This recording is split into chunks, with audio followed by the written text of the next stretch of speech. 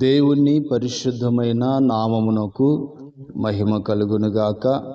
ఒక రోజున ఒక యవనస్తుడు నడుస్తూ ఆ వీధి వెలుపటికి బయటికి వెళ్ళి అలాగ వెళుతూ ఉండగా లోకమును ఉచితముగా మీరు అనుభవించవచ్చు, చూడవచ్చు.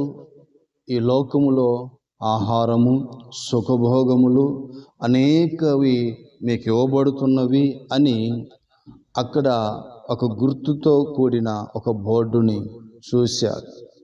ఆ యవనస్తుడు చాలా సంతోషపడి, ఎంత సంతోషం అంటే ఇంకా ఏది కూడా కాదనలేనంత సంతోషముతో తన హృదయము ఆనందముతో నిండిపోయి హడావుడిగా వెళ్ళిపోయి తన పేరుని నమోదు చేయించుకొని తన ఆశించింది దక్కుతుందని అలాగ లోపలికి వెళ్ళిపోయిన తర్వాత అక్కడ ఉన్న కొంతమంది వారు యుద్ధ సామాన్లు, ఒక గన్ను ఇచ్చి ఇతన్ని సైన్యంలో చేర్చుకోండి అని చెప్పినప్పుడు వాళ్ళు ఇచ్చిన ఆ ఆయుధాలను చూసి ఈ యవనస్తుడు కంగు తిన్నాడు.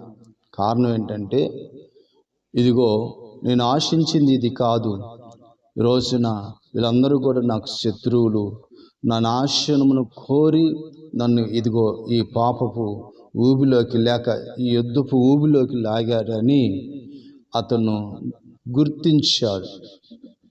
కారణం ఏంటంటే, అనేకులు కూడా వారి జీవితంలో యేసు ప్రభుని సొంత రక్షకునిగా అంగీకరించినప్పుడు ఎలాంటి సమస్యలు, ఎలాంటి ఆపదలు, ఎలాంటి కష్టాలు రావని, సుఖమైన జీవితం అని, సుఖజీవితం అని ఆశపడి లోపలికి వచ్చిన తర్వాత అనేక సమస్యలను, అనేక పోరాటాలను చూస్తూ వారు కంగు తింటూ వెనుతిరిగే ఆ పరిస్థితిలోకి వెళ్ళిపోతున్నారు.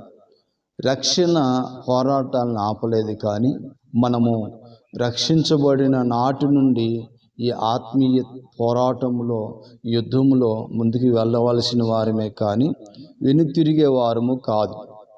కనుక ప్రియ దేవుని బిడ్డలారా, ఈ ఆత్మీయ జీవితంలో అనుదినము ఉదయం లేచిన కానించి అనేక పోరాటాలు, సమస్యలతో, ఆర్థిక పరిస్థితులతో, ఇదిగో నిందలతో, అనేక వ్యాధులతో మనము పోరాడుచు ఉన్నాం.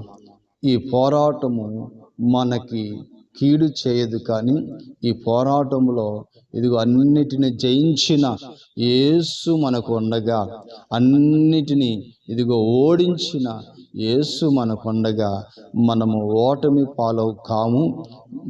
తుది వరకు మనము ఓపిక కలిగి కొంచెము ప్రభుతో కలిసి మనము నడవగలిగితే ఇలాంటి పోరాటములలో చివరికి జయము మనదే, విజయము మనదే. కారణం ఏంటంటే, సమస్తమును జయించిన యేసు మనకు తోడై ఉండగా ఇదిగో ఈ లోకములో ఏ శక్తి, ఏ ఆపదలు, ఏ కష్టములు మనల్ని కృంగతీయలేవు. ఎందుకంటే మనము నమ్మిన యేసు గొప్పవాడు. లోకములో ఉన్నవాడి కంటే మనలో ఉన్నవాడు శక్తిమంతుడు కనుక ఆయన మనకి జయాన్ని ఇస్తాడు. కనుక కృంగిపోవాల్సిన అవసరం లేదు, భయపడవలసిన అవసరం అంతకంటే లేదు. కారణం ఏంటంటే, నీ ప్రతి పరిస్థితి యేసు చూస్తూ ఉన్నాడు, ఆయన ఎరిగి ఉన్నాడు.